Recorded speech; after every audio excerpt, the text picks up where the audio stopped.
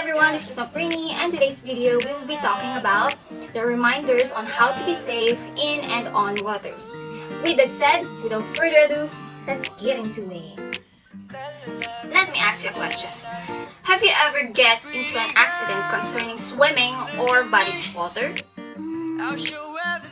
Yeah, I remember getting smashed by a fellow swimmer when we are having fun at a resort swimming pool. He just jumped at the space I were in, which has a depth of something above my head, and I almost got drowned if just not because of my cousin who was there to save me.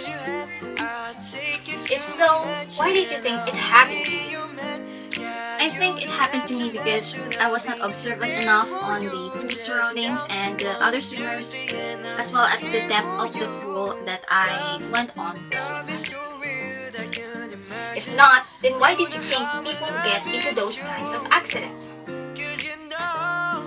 They are either overestimating their swimming skills or they are just too clumsy or carefree. Now see, everyone can be a victim of drowning. With that said, having the knowledge to save yourself from this kind of trouble, especially if you are going out with your group of friends or family members, can greatly enhance your level of satisfaction in this leisure activity. More importantly, having the knowledge on some safety reminders in and on waters can greatly help you avoid this kind of death in an early age and help you avoid unexpected, dangerous situations when you are around waters. Okay, I get it. Then what can you give us to help us be safe in and on waters? That's an excellent question. So to be safe in and on waters, you just need to remember this acronym. The SSFC, or Stop and Think, Stay Together, Float, and Call for Emergency Hotlines. Number 1 reminder, stop and think. Before going into the waters, you first need to assess how cold it is, how edgy the edges is, and what goes beneath those waters. Why there is a need for us to test the temperature? To let your body get used to it properly. If you just submerge yourself into the water, especially if it is cold, there is a tendency that your heart rate will increase, the muscles in your arms and legs will feel cold, you will lose your coordinations in your arms and legs, and consequently, you will lose your ability to swim properly. Then what about the edges or the under the water thing? You need to do that so you will be aware of the activities and strokes that you will go to do. So if you're in a pool, for example, and you saw that the edges of the pool are narrow, then you would be advised to not do any acrobatic activities or competitive strokes that might leave your head crashing on the edges. While if you are in a beach or a river, then it is advised that you first check the underneath of those waters so that you will be aware what kinds of debris, rocks, or living creatures are in there and to avoid getting endangered by them. Then what about the other S?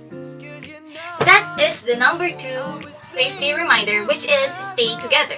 The stay together reminder is quite simple. This just wants to remind us to not swim alone. If you can't, then go to a place where a lifeguard or fellow leisure swimmers are available so that if you get in danger, someone can save you very quickly. Oh, I have another reason. So you won't die alone. Now, I have a question.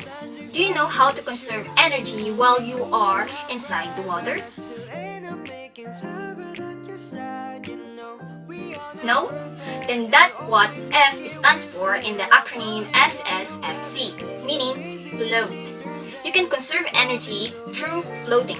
If you are stuck in a situation, for instance, you are at the beach and you drifted away from the shore, then you can do the HELP thing or floating, or the heat escape lessening position float. That is, if you are already tired and you can swim back to the shore and is waiting for the rescuers to rescue you. However, if you already noticed that your arms and legs are starting to get tired, get out of the water quickly so you avoid drowning. Lastly, if you notice that there is someone in a semi-dangerous situation or life-threatening situation, you need to call for the nearest emergency hotlines near you. While waiting for the rescuers, do not go and try swimming to save them. Instead, find something that can make them afloat for a little longer and keep watch on them until the rescue arrives. Why not just go and save them yourself, you ask? Well, that depends on the situation really. If you are at the beach and the tides and waves are getting stronger, you should not go and save them yourself, or else you will end up getting stranded too.